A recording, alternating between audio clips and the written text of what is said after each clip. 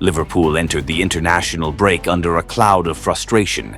After 3 consecutive defeats in all competitions, Arne Slot is now facing the biggest test of his tenure on Merseyside. The 2-1 loss to Chelsea at Stamford Bridge didn't just cost them the top spot in the Premier League, handing it over to Arsenal.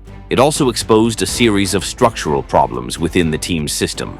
Now, after 2 long weeks, Premier League football is back for match week 8, and Liverpool's next challenge is none other than Manchester United. A United side that, despite being the underdogs, will arrive at Anfield full of belief and motivation. This clash, the Super Sunday headline, is not just another game. It's a statement match, a battle that could redefine both sides after the break. More than 2 years ago, the scoreboard at Anfield showed that unforgettable 7-0, a nightmare seared into the memories of every Red Devils fan.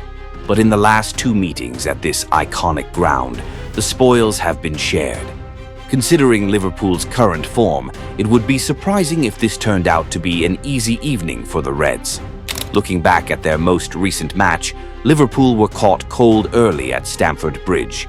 Chelsea came flying out of the blocks, and within the first 15 minutes, Moises Caicedo unleashed a thunderous strike from distance to make it 1-0. Liverpool had a golden chance to level soon after when Dominik Szoboszlai found space inside the box, but his finish lacked conviction. That moment summed up their first half, toothless in attack and short of ideas.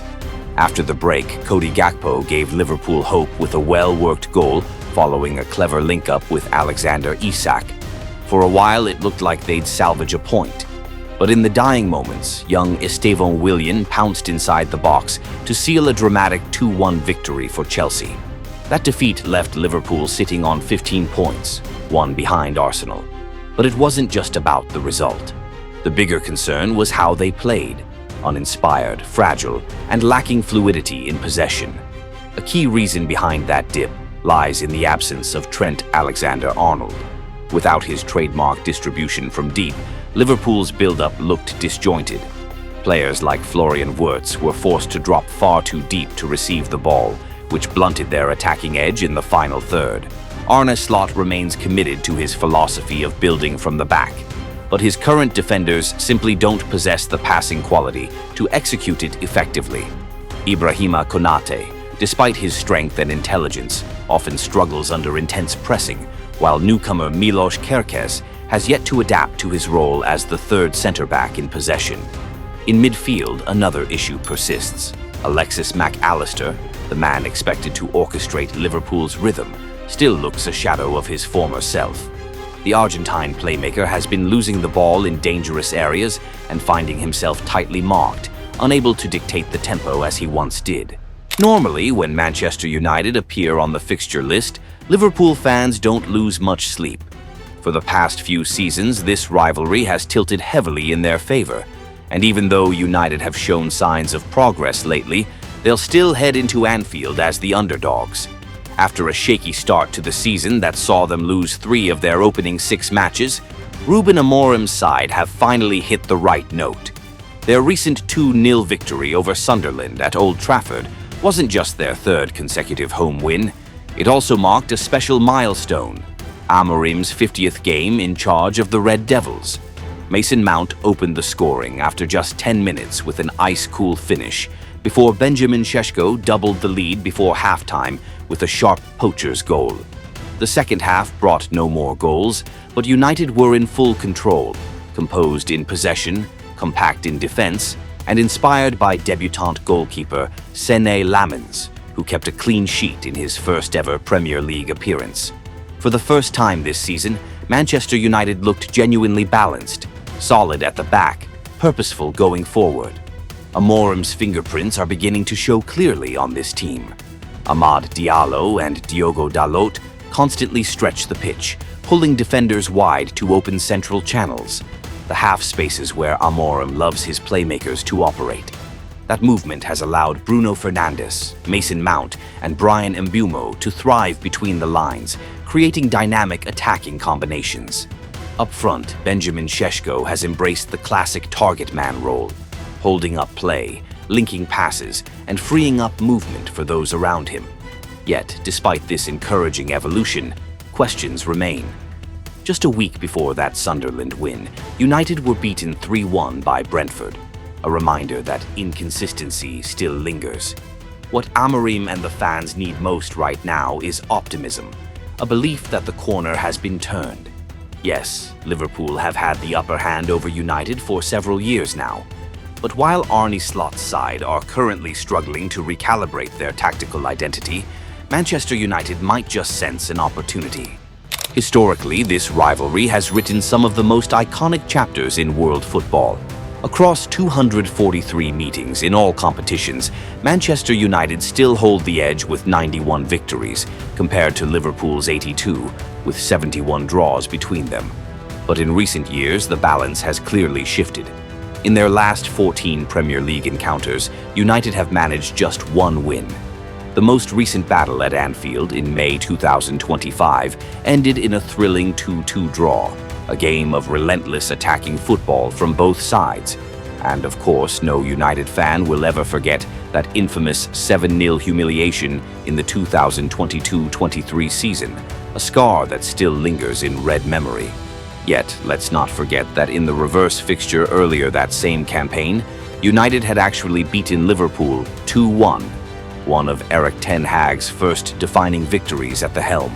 Heading into this titanic clash, Liverpool have plenty to worry about, and most of it revolves around injuries.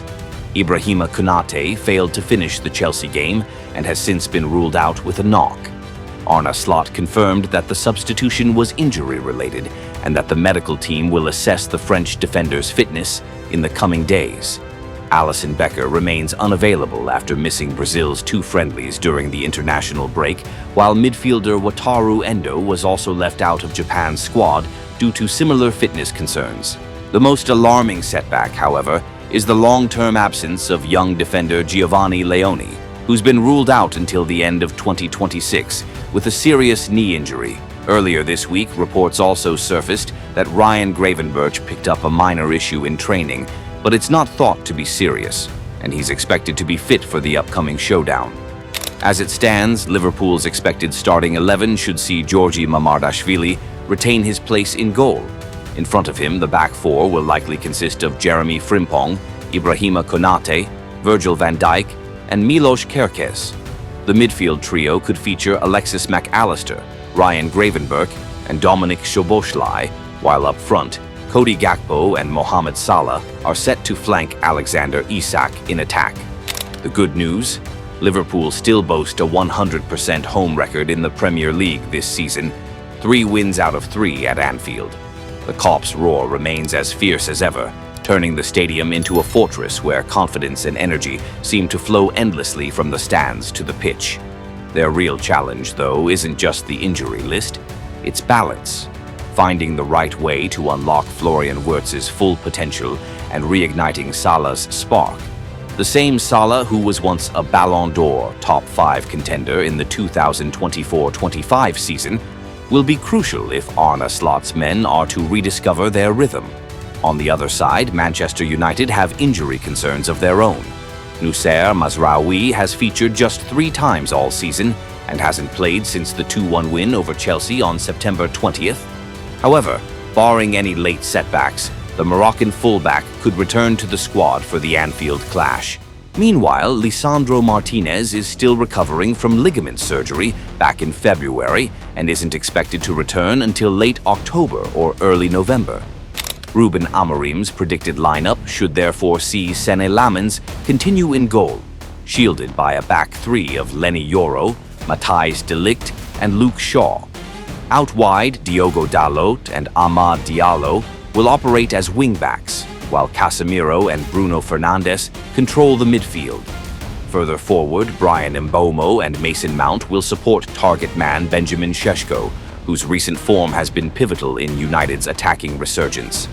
One key storyline in this clash is Rúben Amorim's bold approach. Unlike many managers who visit Anfield and sit deep, he seems unwilling to rely on counter-attacks. Earlier this season, United even tried to dominate possession against Manchester City, a sign of their new identity: fearless, proactive, and eager to control the game. Facing a slightly unstable Liverpool, Amorim might see this as the perfect chance to test his philosophy, even if it comes with risk. Anfield remains one of football's most intimidating arenas, especially with Liverpool desperate for a win to lift the pressure. The Reds have drawn their last 2 home games against United, fueling their determination to end that streak. But unless Arne quickly improves his side's passing rhythm and cohesion, Liverpool could again dominate the ball without creating enough danger. The stage is set, the roar of "You'll never walk alone," pride on the line, and 2 sides embodying contrasting energies. Liverpool's wounded giants against United's youthful ambition. Everything points to a fiery Super Sunday showdown, worthy of Premier League drama.